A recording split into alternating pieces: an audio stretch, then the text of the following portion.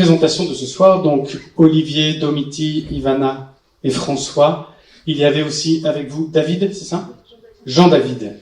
Jean-David, donc c'était un projet un peu fou initié par Domiti de vouloir... alors, Domiti et Olivier étaient présents au colloque sur la réparation qui était organisé par le Sanctuaire à Rome du 1er au 5 mai sur la réparation spirituelle. Le pape nous a reçus d'ailleurs en tant que participants, enfin organisateur de ce colloque. Et suite à ça, ils ont eu l'idée de faire un pèlerinage en Europe pour justement des veillées de prière, entre autres de réparation, et pour les pays visités. Donc vous avez les différentes villes des différents pays. Si vous voyez pas bien qui va où, ils vont vous expliquer. En tout cas, merci beaucoup d'être parmi nous. Merci pour cette audace. Merci pour ce pèlerinage. On va en voir toute la joie, certains fruits, et ça va se communiquer à nous. C'était une belle entreprise, un peu folle, mais merveilleuse. Et du Seigneur. Bonsoir à toutes et à tous.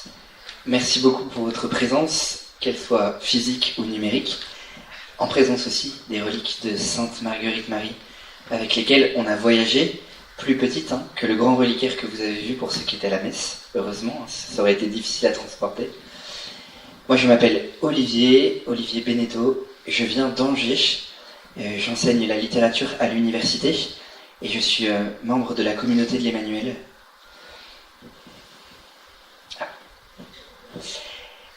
Je suis là ce soir devant vous et c'est pourquoi j'ai fait le pèlerinage, tout simplement parce que Domiti a eu l'intuition de me partager ce projet fou en lien avec son amour du cœur de Jésus.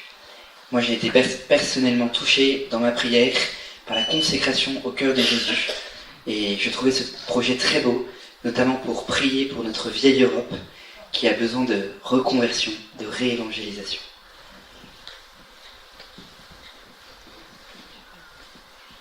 Hello, I'm going to speak English. Elle va parler anglais.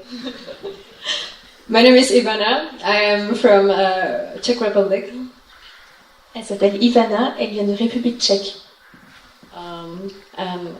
Actually, I'm from Brno.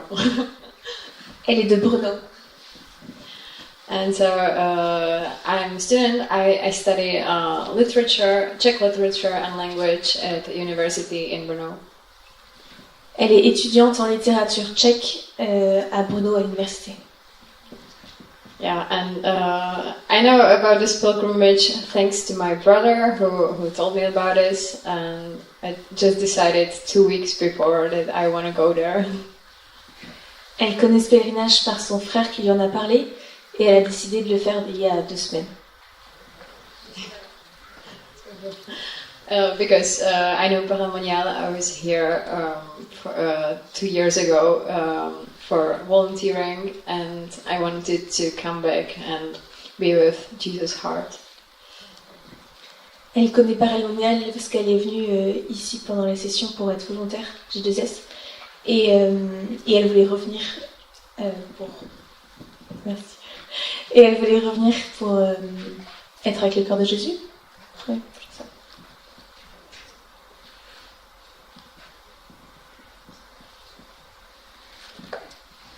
Alors moi, pourquoi je suis là? Je me demande toujours. Je m'appelle François. Je suis opticien. Enfin, j'étais opticien jusqu'au 1er octobre. Je suis toujours opticien, ça reste mon métier. En quelques phrases, le magasin devait être en vente depuis 1 an et demi. Et moi, je ne savais pas à quelle date je pourrais enfin être libéré d'une certaine manière de ce poids. Les papiers continuent, ça court toujours la vente. Mais moi, je ne suis plus au magasin depuis le 1er octobre. Et le soir où j'ai appris cette date-là, j'étais à la chorale avec Olivier, puis avant de partir, j'ai dit « Ah oui, en fait, vous savez, le fameux feuilleton que je vous fais suivre depuis 1 an, ça y est, j'ai la date de départ, c'est le 1er octobre. » Bon, alors toi, tu restes là. Olivier discute, j'ai un projet pour toi. Résultat, le 2 octobre, je partais le soir même pour Cracovie.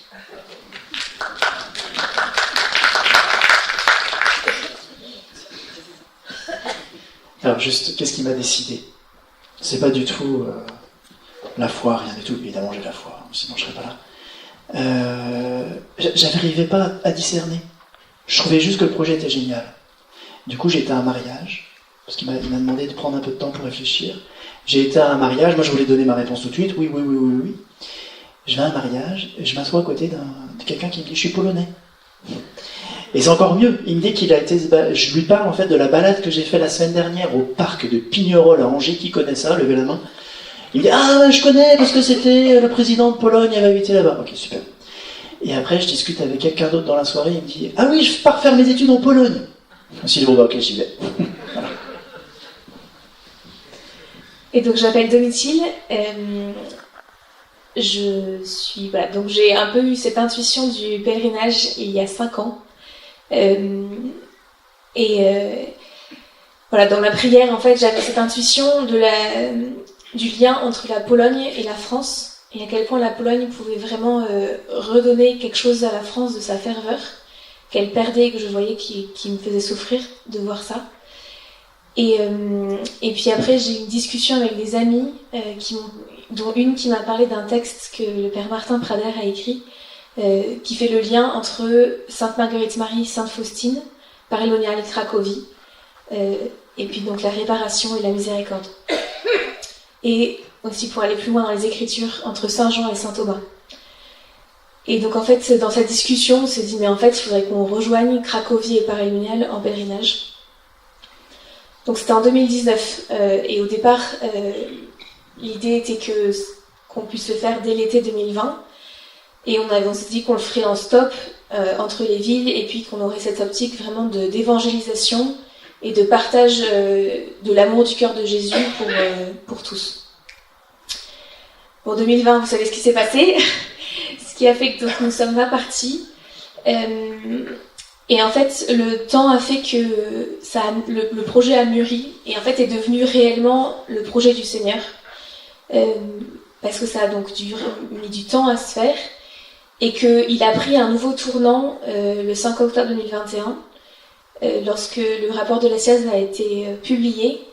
Je priais vraiment par rapport à ça et en fait j'ai eu cet élan de me dire en fait ça devrait être non pas un pèlerinage d'évangélisation voilà, mais un pèlerinage en réparation pour nos péchés, ceux du pays qu'on traverse et ceux du monde entier.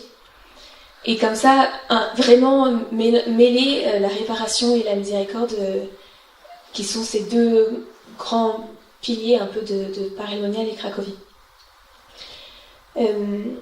Voilà, donc cette nouvelle approche faisait que ce qui était plus important n'était plus tant le trajet que les veillées de prière le soir.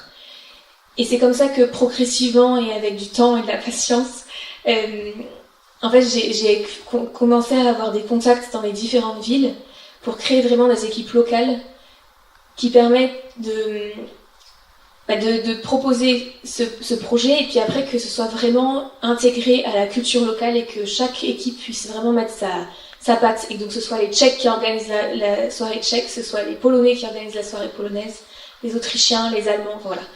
Donc c'est un peu ce désir-là que vraiment chaque pays puisse prendre en main cette intuition et cette volonté de en fait prier pour son pays et puis être partager et proposer la miséricorde de Dieu à tous ceux qui allaient pouvoir venir. Donc voilà, ça s'est progressivement mis en place et donc finalement nous sommes donc ce pèlerinage est parti entre le 5 octobre et aujourd'hui, 11 octobre, avec ce week-end autour des fêtes de Sainte Marguerite Marie, pour faire ce lien entre les deux saintes, la fête de Sainte Faustine et la fête de Sainte Marguerite Marie. Et donc c'est comme ça que toutes ces équipes se sont mises en place. Et donc avec ce désir aussi de montrer ce lien profond entre la manière dont on pouvait rendre amour pour amour, redonner l'amour qu'on reçoit du Seigneur par sa miséricorde. En fait, c'est un peu cette dynamique, c'est accepter de recevoir complètement la miséricorde de Dieu, qui nous aime infiniment, Donc ouvrir notre cœur pour recevoir cette miséricorde, et après face à ce flot d'amour, qu'est-ce qu'on veut faire? Redonner cet amour, redonner, aimer de nouveau le Seigneur. Et donc voilà, ce dynamique de recevoir la miséricorde pour rendre amour pour amour. Et c'est ce qu'on a essayé d'avoir dans ces veillées. C'était un peu le dynamique qu'on essayait de donner. Alors avec toujours le fait que la miséricorde c'est ce qui est le plus accessible. Donc on s'était dit ce qu'on veut qu'au moins une personne qui rentre et qui ressort de l'église, on veut qu'elle ait au moins touché à la miséricorde. Donc il y avait des confessions, des couples de miséricorde qui étaient là pour ça. Et donc il y avait un peu cette dynamique de veillée miséricorde vraiment présente. Et puis après il y avait une deuxième partie plus orientée sur la réparation et davantage sur aimer le Seigneur dans sa solitude, dans les ingratitudes qu'il reçoit, et pouvoir rendre amour pour amour. Donc cette deuxième partie où on avait aussi cet acte de réparation qui a été édité dans quelques villes. Donc c'était un peu la dynamique pour vous donner un peu un grand aperçu du projet. Et donc on va vous emmener un peu avec nous dans ce pèlerinage avec quelques photos et puis quelques anecdotes par ville pour un peu vous montrer ce qui a été vécu. Donc on va commencer par Cracovie.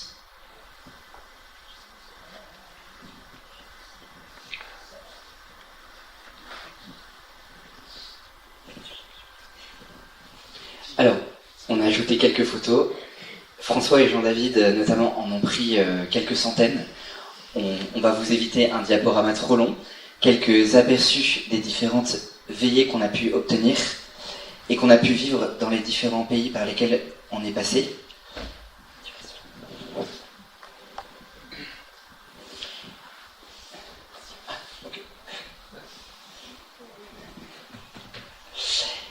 En Pologne, ce qui nous a touchés, donc on est arrivé un petit peu en avance. François est parti en avion pour arriver un petit peu en avance à Cracovie, ville qu'il n'avait jamais visitée.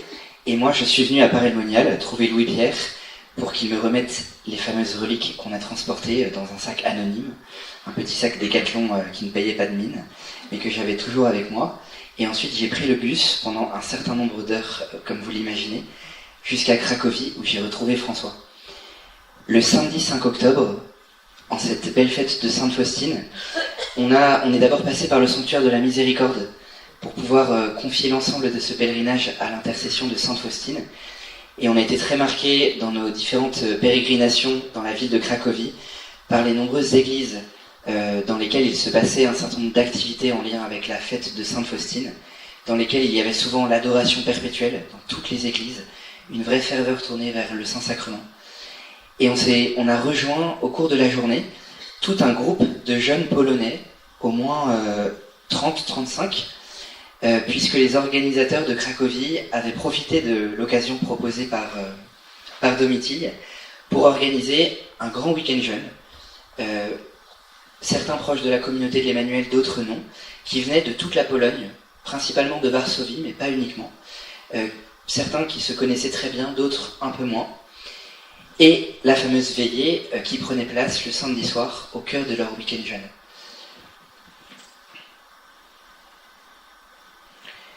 Ce qui nous a touchés, c'était la ferveur de ces jeunes au cœur d'un pays profondément marqué donc, par l'héritage du communisme, avec une vraie dévotion, notamment pour les reliques.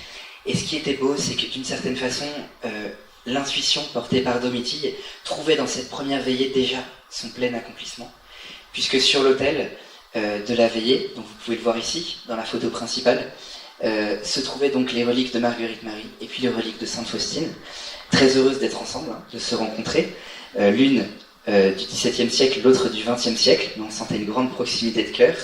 Je suis sûr qu'au ciel, elles étaient ravies de se retrouver ensemble sur cet autel, avec le Saint-Sacrement qui a été exposé. On était dans une petite paroisse, près du centre de Cracovie, la paroisse du Bon Pasteur, et on a été très marqués par la ferveur et la prière de toutes les personnes qui sont venues assister à la messe, puis ensuite à la veillée. Et c'était d'autant plus cette grâce de prier le jour de Sainte Faustine. Durant la veillée, il y a eu, en plus de cette ferveur, tout un flot de confessions en continu, et notamment, et c'était vraiment la grâce de la journée, il a plu vraiment toute la journée, c'était pas comme aujourd'hui, avec un soleil radieux. Il faisait vraiment très froid, très humide, le temps polonais par excellence. Il pleuvait à verse, et des jeunes de ce groupe, dont certains étaient d'ailleurs plus ou moins croyants, en tout cas en chemin vers Dieu, sont allés évangéliser sous la pluie pour inviter les gens dehors à entrer dans l'église et s'approcher des reliques et du cœur de Jésus. Juste avant de passer le micro à Ivana, je ne résiste pas, pour un petit peu de détente, à vous raconter la petite blague que l'on transmettait en anglais à chaque ville que l'on croisait, à chaque personne. Comme c'était la seule fois où les reliques de Marguerite Marie Alacoque et Sainte Foutine étaient l'une à côté de l'autre, à peu près 50 cm, et on faisait croire que les reliquaires se rapprochaient doucement pendant la veillée pour venir se coller l'une à l'autre. Elles étaient toutes contentes d'être ensemble. Évidemment, c'est un Fioretti. Et autre Fioretti, ce qui est très drôle, c'est que quand on a apporté les reliques dans la sacristie, forcément les prêtres polonais étaient très contents de les avoir. Et le prêtre polonais s'est approché de moi et m'a dit: bon, on a énormément de reliques de Sainte Faustine dans la paroisse, prenez-en une, et nous on garde les reliques de Sainte Marguerite Marie. Il était premier degré, je vous assure.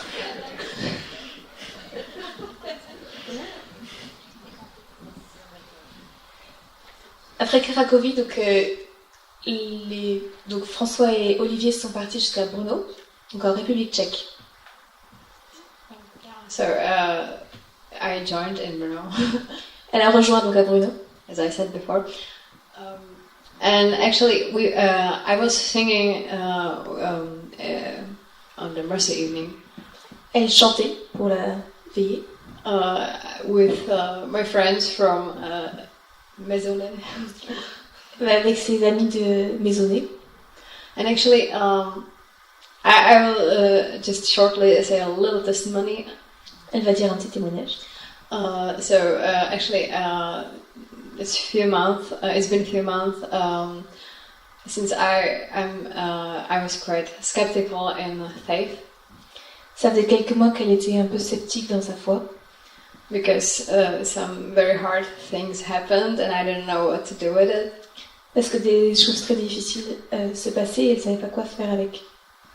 Yeah, and then I was just singing there with my friends, and I saw the relics and the Jesus like on adoration.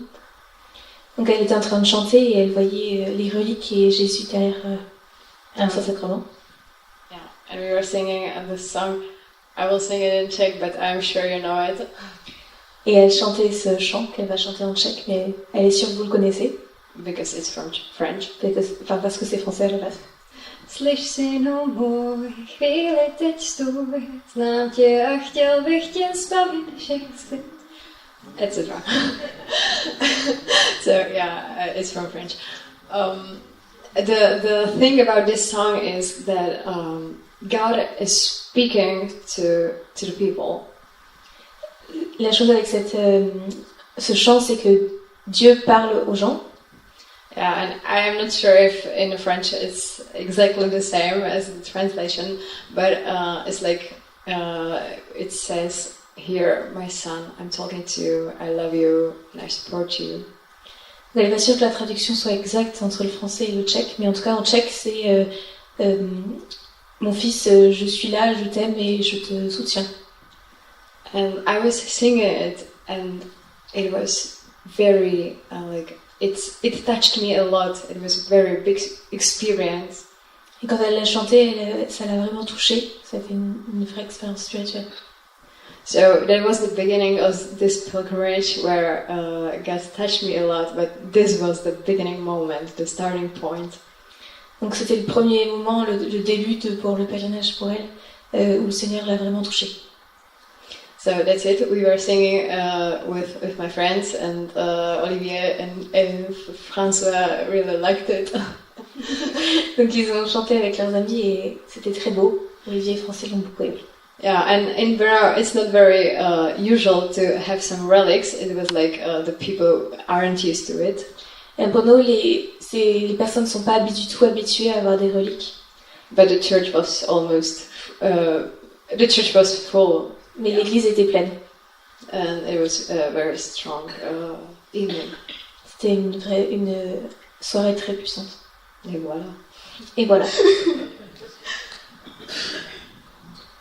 Donc malgré le fait qu'ils ne soient pas habitués à vénérer les reliques, ils sont quand même venus nombreux. Et donc on le voit un petit peu. C'est là, enfin en Pologne on l'avait remarqué aussi, mais dès après les reliques, dès après la veillée aussi, cet afflux spontané de gens qui viennent s'agenouiller. Il va falloir retirer les reliques, hein, et qui restent là, ce qui m'a marqué personnellement, qui m'a mis les larmes aux yeux, si c'est ça notamment aussi, pas que cela, mais c'était elle l'a dit, l'extraordinaire musique que nous avons avec Bruno, parce que généralement on arrive toujours à rassembler une chorale dans ce cas-là avec un ou deux bons chanteurs et le reste, et puis là en fait tout le monde chantait super bien et c'était extraordinaire. Il y avait également un accueil très chaleureux sur la suite, c'est une petite grâce du Seigneur, puisqu'en fait il n'y avait rien de prévu après la veillée.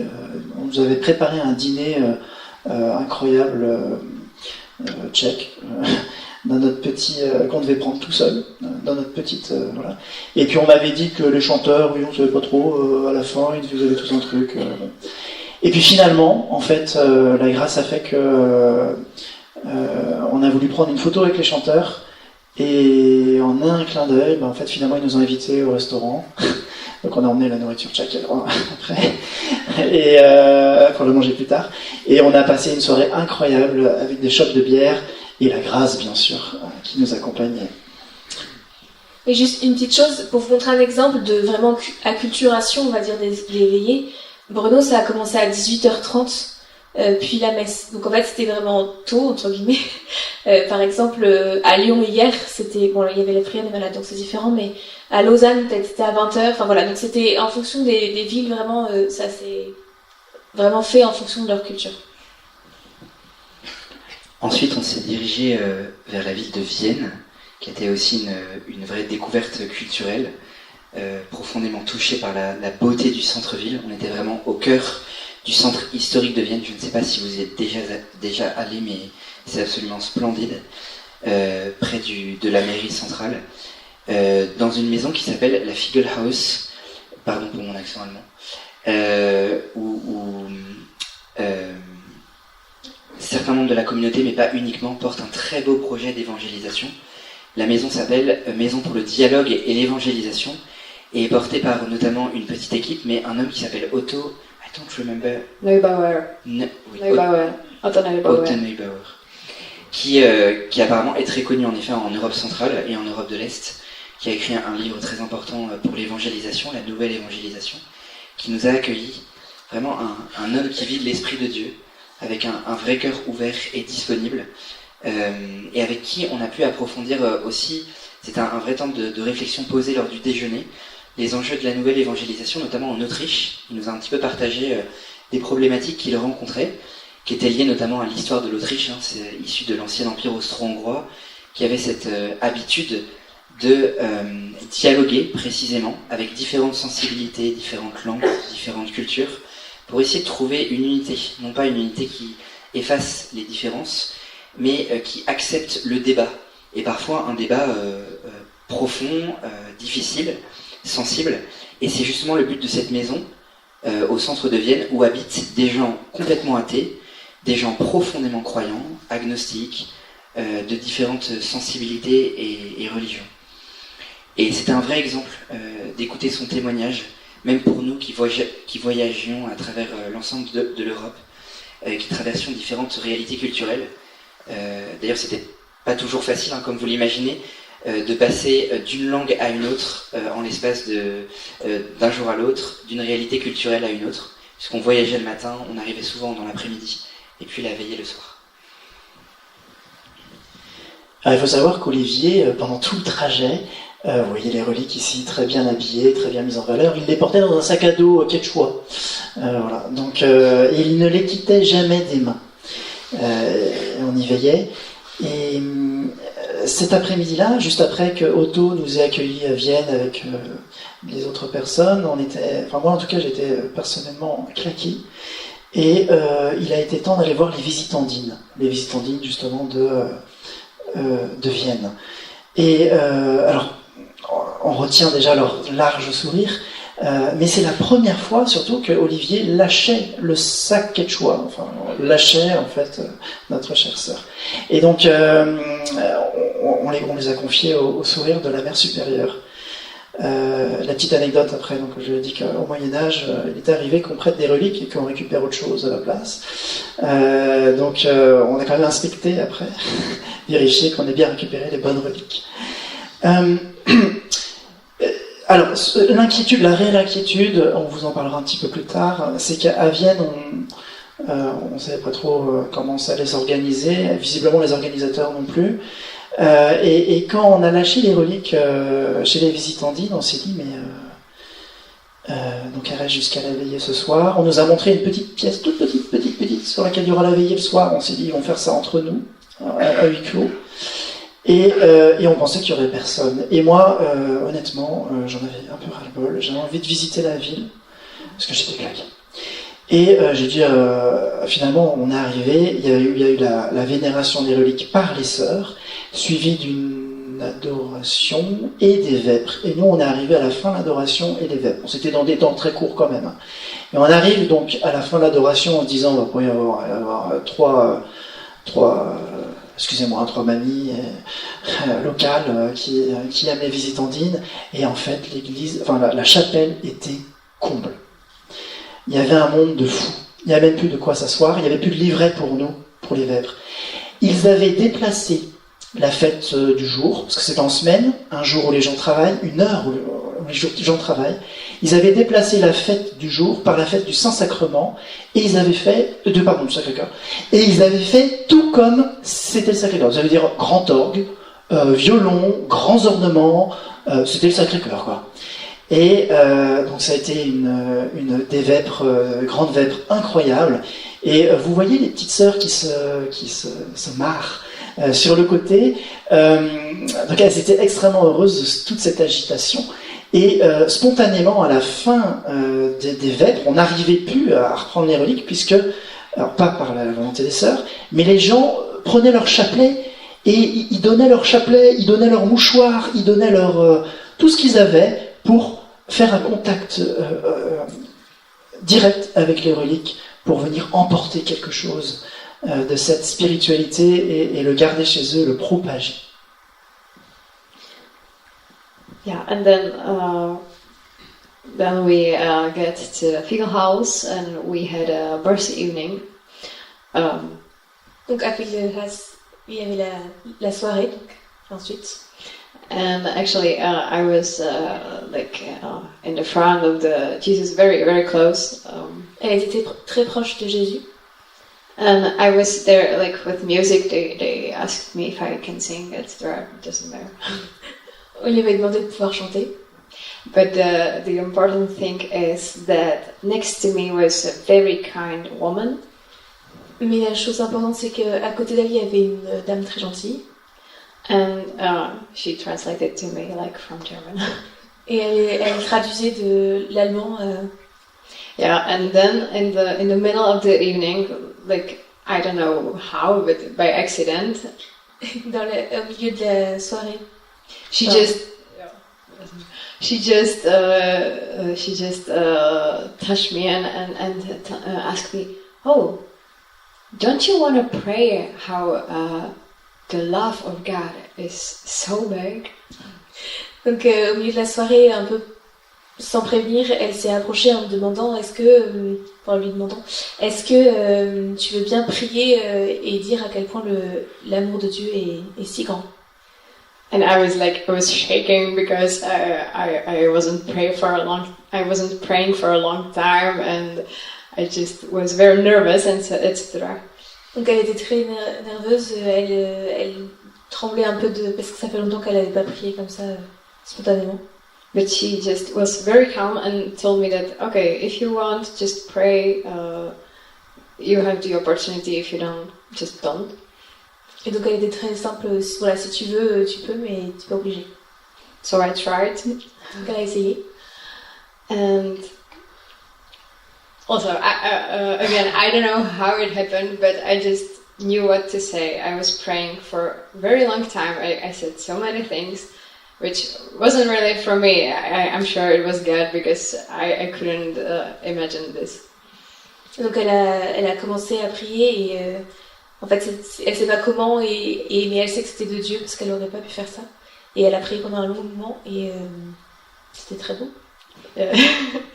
And I was saying, and I also felt that it is really what I'm thinking, that God is so good and He loves us so much. Et elle pensait et elle le disait que Dieu est si bon et il nous aime tant. So it was a very strong moment. C'était aussi un moment très fort pour elle.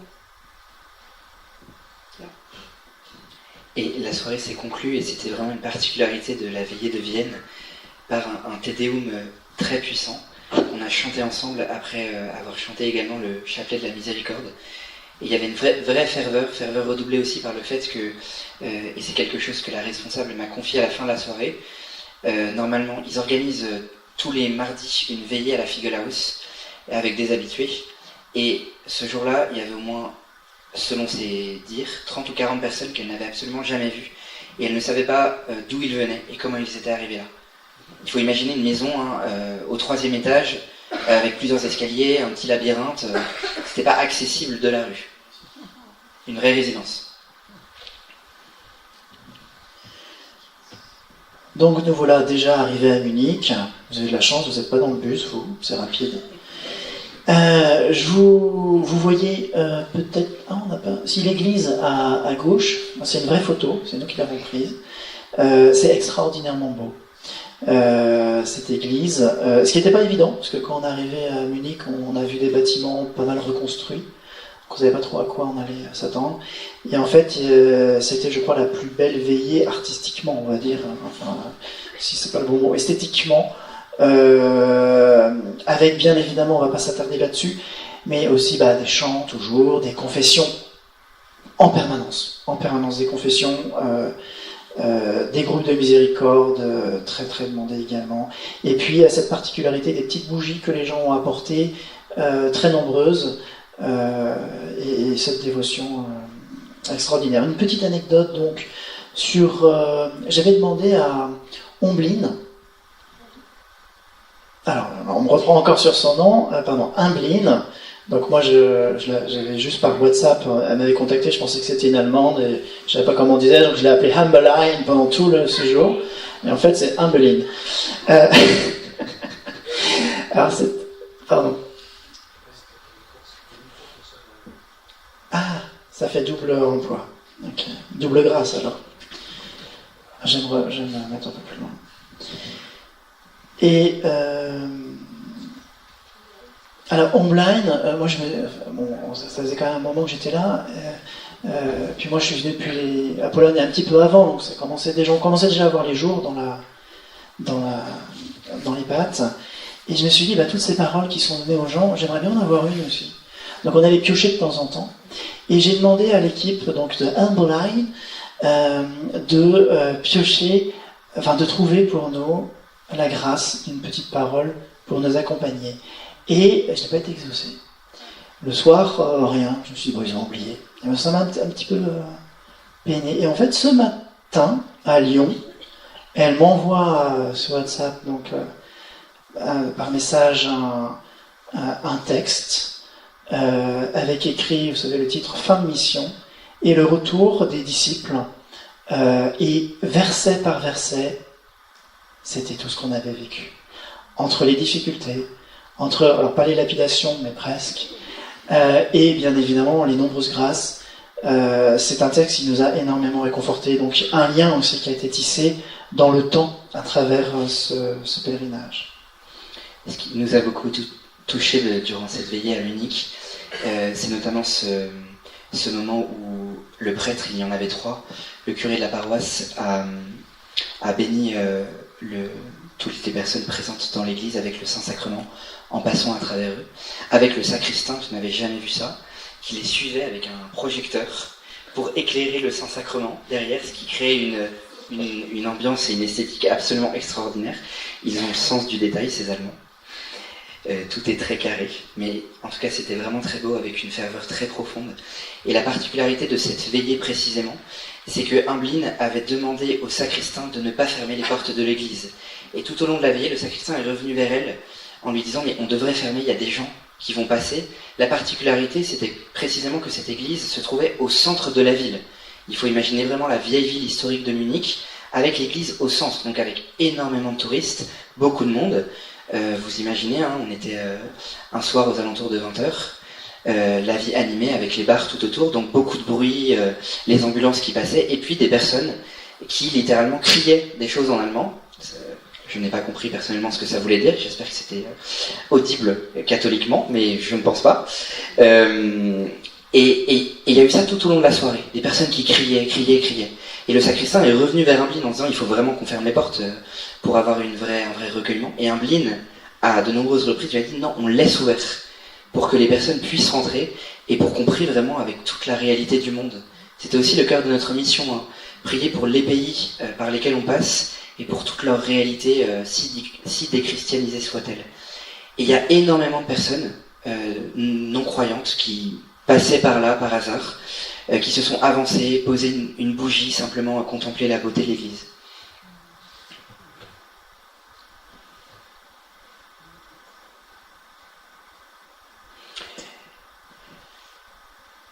Et ce qui était très beau aussi, dernier petit fioretti pour Munich, preuve aussi de la manière dont Dieu a agi puissamment, hein, tout au long, on en a été témoin tout au long du voyage.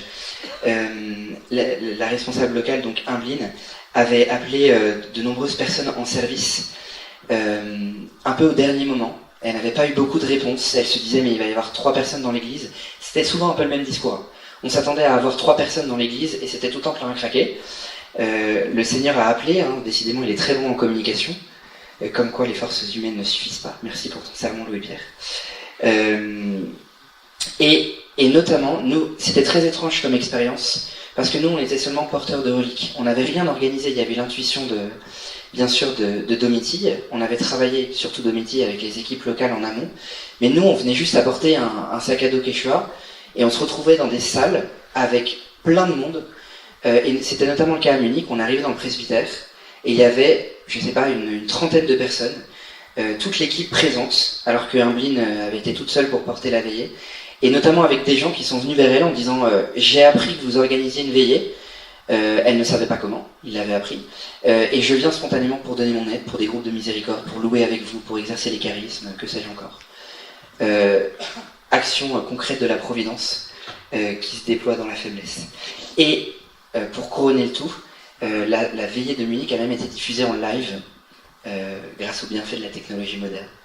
Incroyable, donc de nombreuses personnes, indépendamment de toutes celles qui sont venues dans l'église, ont pu être touchées. Avant-dernière étape, nous voici à Lausanne, en Suisse. C'était le plus grand voyage. On a passé presque toute la journée en bus, puisqu'on est remonté à Munich et puis on est descendu à Lausanne. Paysage magnifique, hein, en traversant ce pays extraordinaire avec les lacs et les montagnes, comme vous imaginez.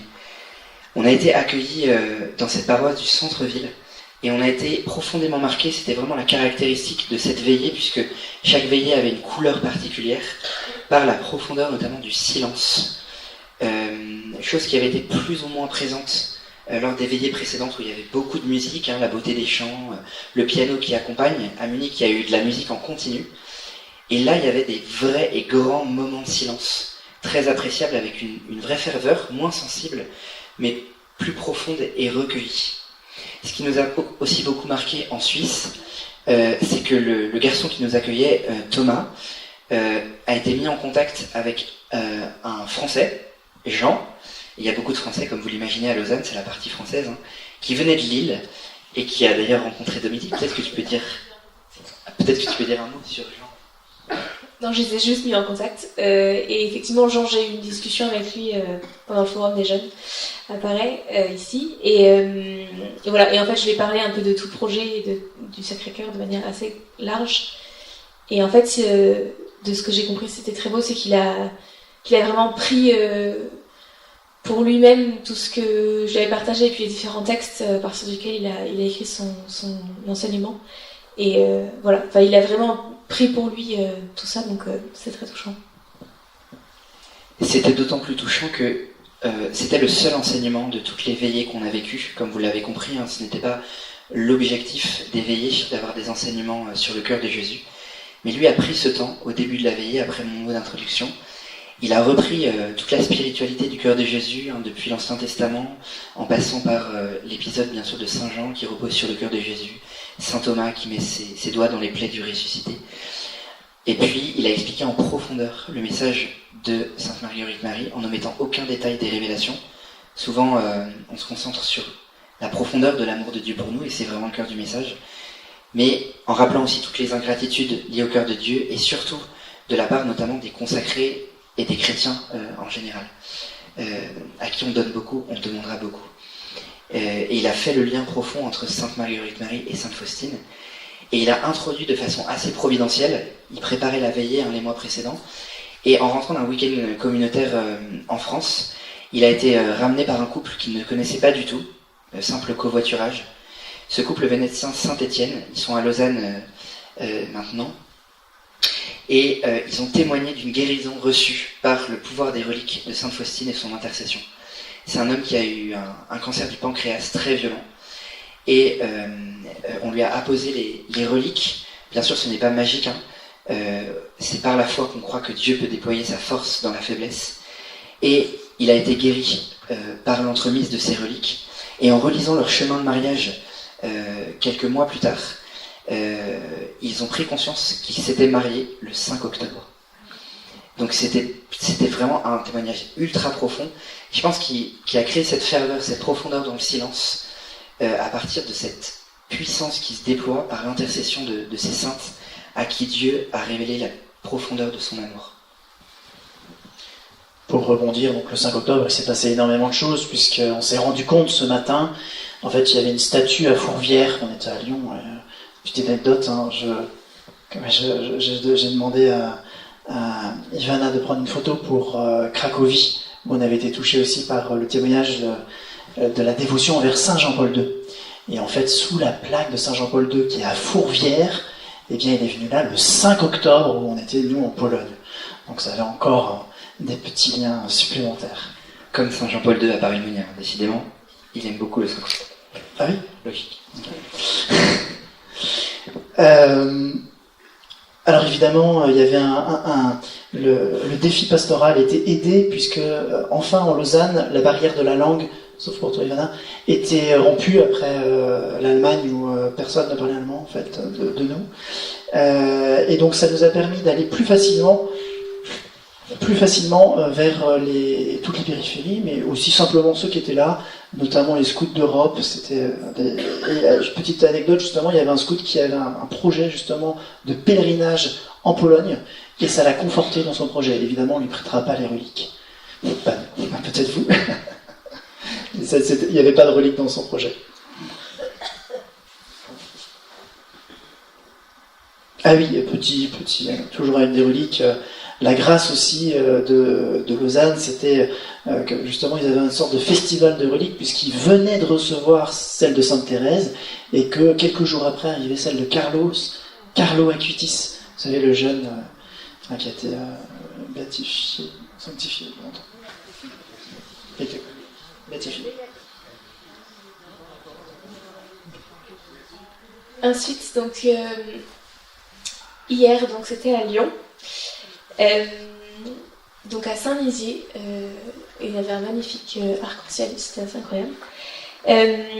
Donc Lyon, c'était assez particulier parce que donc Marion qui portait l'organisation locale a rencontré beaucoup de résistance et de combats pour faire en sorte que cette veillée puisse se faire. Donc voilà, il y avait vraiment un grand combat dans l'organisation. Et en fait, il y avait ce soir-là, il y avait la veillée la prière pour les malades à Saint-Nizier.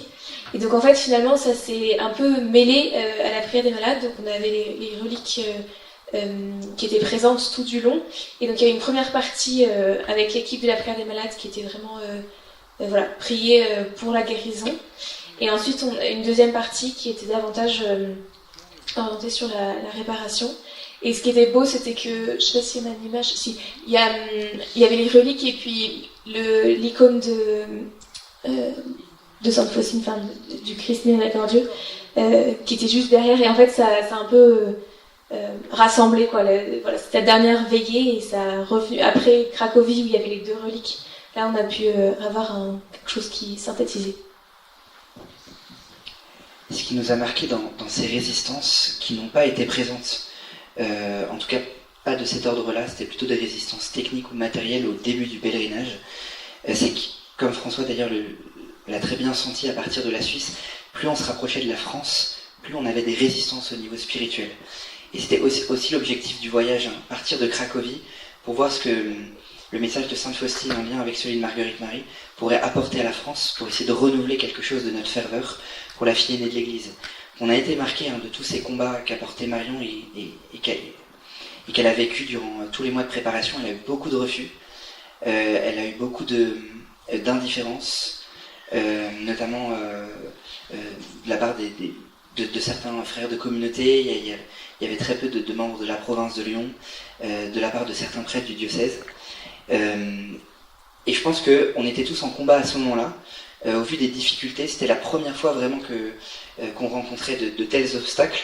Et on se disait tous intérieurement, mais c'est pas possible, pourquoi en France précisément, alors qu'on vient de France, mis à part Ivana, mais c'est le point final du pèlerinage. Et ça nous a mis quand même dans un certain état intérieur pas très apaisé, pas très serein, comme vous pouvez l'imaginer, durant la prière des malades. Donc on a commencé, après la prière des malades, la veillée centrée sur les reliques. Et on a su un peu tardivement qu'aucun prêtre ne pouvait rester pour exposer le Saint-Sacrement. C'était quand même le cœur des veillées, alors qu'ils avaient réunion de paroisse juste à côté. Donc tous les prêtres sont partis et on a retiré le Saint-Sacrement à la fin de la prière des malades. Donc nous on se retrouvait avec les reliques. François a très bien introduit ça, hein, en disant justement qu'en vénérant les reliques, on contemplait aussi la présence de Jésus, même s'il n'était pas ici dans son Saint-Sacrement. Donc on était vraiment en combat, il y avait vraiment une colère de dire mais non, pourquoi il retire le Saint-Sacrement, on en a besoin. Et il y a eu vraiment une grâce, je pense qu'on a vécu aussi précisément avec Domiti, avec Marion qui organisait, à un moment dans la veillée, moi j'étais vraiment de côté, en combat intérieur, et je me suis rappelé simplement du jour. On était précisément jeudi soir, et l'un des grands messages de Jésus à Marguerite Marie, c'est la dévotion de l'heure sainte, où Jésus est seul dans son agonie, au cœur du jardin des Oliviers à Gethsémani. Et là, il y a eu, je l'ai partagé à Domiti, qui a confirmé à Marion, et là, il y a eu une grande grâce où tout a pris sens, où on s'est dit, mais c'est logique en fait, c'est ce qu'on devait vivre. On a accompagné le Christ de Cracovie jusqu'à Paray-le-Monial, et là, il nous entraîne dans son agonie avec lui, parce que l'amour n'est pas aimé, parce qu'il ne reçoit qu'ingratitude et indifférence. Et d'ailleurs, on a été très marqués durant la veillée. Au fur et à mesure, les personnes s'en allaient.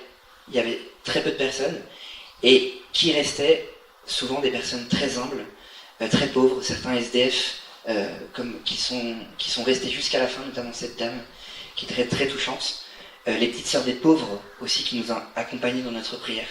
Donc qui restait là dans la dernière veillée avec Marguerite Marie et le Christ dans son agonie, les plus humbles, les plus en combat, les plus discrets. Et c'était une grande grâce parce que, enfin moi personnellement, ça m'a réouvert le cœur. Et à ce moment-là précisément, il s'est mis à pleuvoir, mais à verse, alors qu'il avait fait beau toute la journée. Cet arc-en-ciel d'ailleurs avait un signe d'espérance. Et Dominique, peut-être que tu peux partager sur la purification de la France. Oui, donc voilà, c'est juste quand on a entendu la pluie, on s'est dit en fait, c'est un peu une image du Seigneur qui lave la France. Et en fait, voilà, on était à Lyon, mais je sais qu'il a plu partout en France. Et donc voilà, c'était un peu comme une image de purification. Et donc voilà, on a continué à prier et à intercéder pour notre pays en fait, qui en a besoin. Et donc voilà, donc on a pu vivre cette expérience-là hier soir. And I will add a little detail. Well, the fight was also in the organization and everything, but also in us, or at least at me. Ouais, les combats étaient pas dans l'organisation, mais aussi en nous. Et donc en elle. Like the first hour of the Mercy evening, it was very hard. La première heure était très difficile, But in the end, it was so peaceful, and we really felt the love of Jesus. mais à la fin c'était très paisible et on a vraiment senti l'amour de Dieu, de Jésus. And I was in front of the relics and the painter, and I was looking in Jesus at Jesus' heart. Donc elle était devant l'icône et elle regardait le cœur de Jésus. And I just realized that I'm looking at the heart which loved so much, but also was in so big pain. Donc elle regardait un cœur qui a tant aimé, mais qui a aussi beaucoup souffert. And I actually felt it in my body, like this experience. Et elle a senti dans son corps cette expérience. So it was like what the other said, it was very connected, and in the end we felt the agony, but also that love. Et donc voilà, on était très connectés et on a senti à la fois l'agonie et l'amour. Quelques aspects rapidement très, très concrets du combat, puisque ça passe aussi par des choses pratiques. Le premier à Cracovie, tout simplement, on avait des bus à prendre tous les jours. Et on s'est donné un rendez-vous le matin à 7h30. J'ai mis, moi, plusieurs réveils. Olivier, il avait un réveil physique à l'ancienne, vous en avez sans doute, avec des horloges. Et moi, je me suis pas réveillé. On s'était donné rendez-vous à 7h25 et à 7h30, je me réveille en sursaut. Je file voir Olivier, étonné qu'il ne m'ait pas appelé. Et Olivier me dit tranquille, avec son réveil, il est 7h10. Moi, j'ai dans ma tête, j'ai regardé mon portable, l'heure universelle. Et en réalité, voilà, il y a quelque chose, et pour moi, et pour lui.